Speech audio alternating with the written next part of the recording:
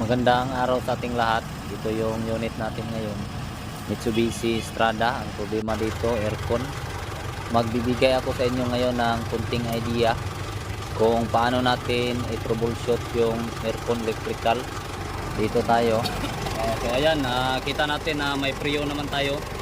Ibig sabihin, dahil nakataas siya ay may preon tayo. So ngayon, dito tayo. Try natin i-on yung aircon natin dito. So ayan. So dito tayo sa auto. So yan. Problema ay wala siyang lamig. So mainit meron. Mainit na lang yung hangin. So wala na yung lamig. Ito yung titingnan natin. Bakit nga ba walang lamig yung aircon natin? Dito tayo. Dapat bumaba to dito. Siguro mga nasa 40 siguro. Tapos dito hindi rin sa tumaas. Dapat mga 150 pataas to. So ayan, hindi gumana yung compressor natin. Ayan. So wala. Gaya ng dati, hindi tumuyok-tuyok yung compressor natin. Dito tayo magsimulang mag-check. Tinanggal ko lang muna yung relay ng aircon. So ayan, observe ninyo. Ito yung terminal 30 ng relay. Tapos ito yung 87. Tapos ito naman yung 86. At ito yung 85. Kanya kay hinay siya 20 dahil dito siya parehasan nyo. Itong malakas na lights na to, ground to. Ito yung papunta dun sa compressor natin. Kaya lang siya nagiging ground kasi ano na siya, ready for load. Tapos ito yung problema natin, itong na may mahina na, ibig sabihin wala talagang ground to. Dito may positive dito, saka dito. So ito yung supply natin. Ayan. So dalawang positive. Tapos dapat ito may ground to pero wala to. So ayan. Subukan natin dito. Ayan. So ibig sabihin hindi siya umilaw. So nasa ground tayo. So transfer natin sa positive. Yan, so hindi pa rin siya umilaw dito. So ibig sabihin walang kuryente talaga to. Ito yung dahilan bakit hindi makapag-function yung relay ng compressor natin. Pero pag itong test light ko ang ginamit, so ano kasi to, kahit na mahina yung voltahe, kahit na 1 volts, 2 volts ay nare-read nito, kaya umilaw siya. Pero mahina yan, hindi tulad nitong isa. Yan. So pag nag-direct tayo dito, yan, ito yung papunta sa compressor natin. So pag nag-direct tayo, yan, so gumagana yung compressor natin. Pakita lang muna natin sa inyo. Try nating i-direct. Okay, otro. Uwi.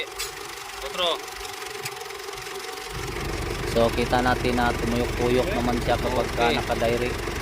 Gumalaw yung pressure natin. So okay, balik tre, balik. Okay. So ang ginawa ko dito ay tinest ko yung relay pero okay naman. So ang i-check lang natin dito itong supply ng relay natin. Bakit hindi siya gumana? So bakit walang papunta dito? Dito ay tinanggal ko lang muna tong grills. Lagnot bira dala ibot yung ginawa ko. Tinis ko lang muna dito yung supply ng pressure switch. Kita natin na umilaw ng green yung tester. Ibig sabihin ground yung mga kuryente dito. Observe nyo dito. Ayun. Mana bay. Pagkasundot ko ng islamp ay gumana yung compressor. Ano yan, padulong sarili? Simple ka ni? Diba? Pero para matistingan, ano, robot testing. Para matistingan niya, ano, bagay ba?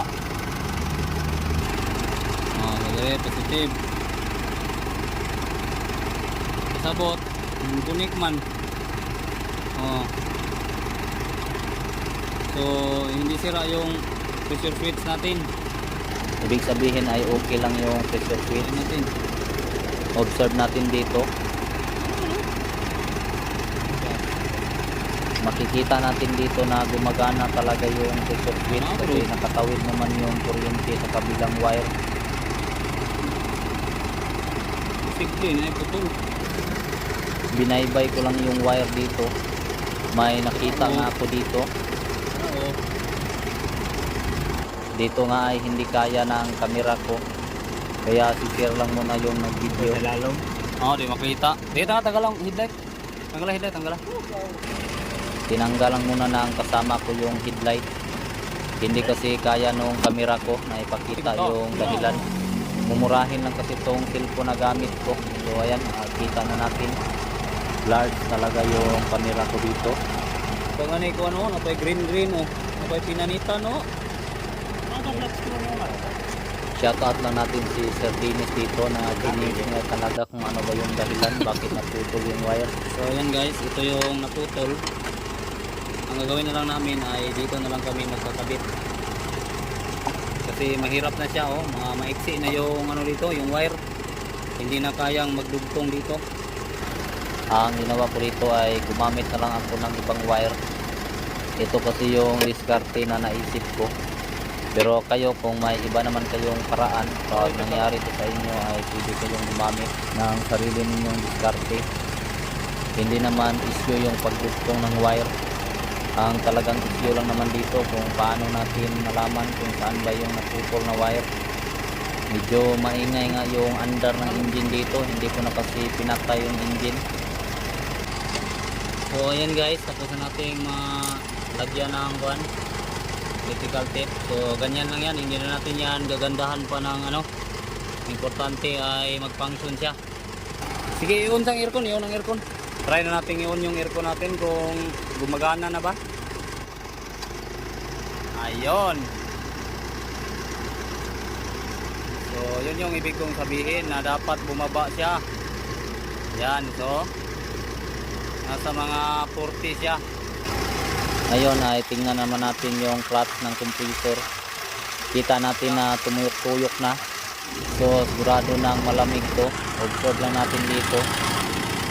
So ayan, kita natin na malamig na talaga kasi may sinot-sinot na. Ngayon ay dito naman tayo sa loob. Balik tayo dito. Oh yeah. Wow. Matugnaw na. Ito na yung hinahanap natin na matugnaw.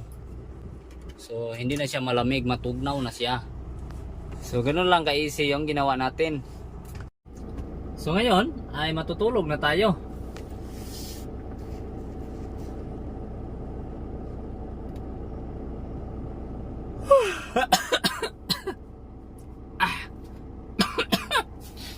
Good job.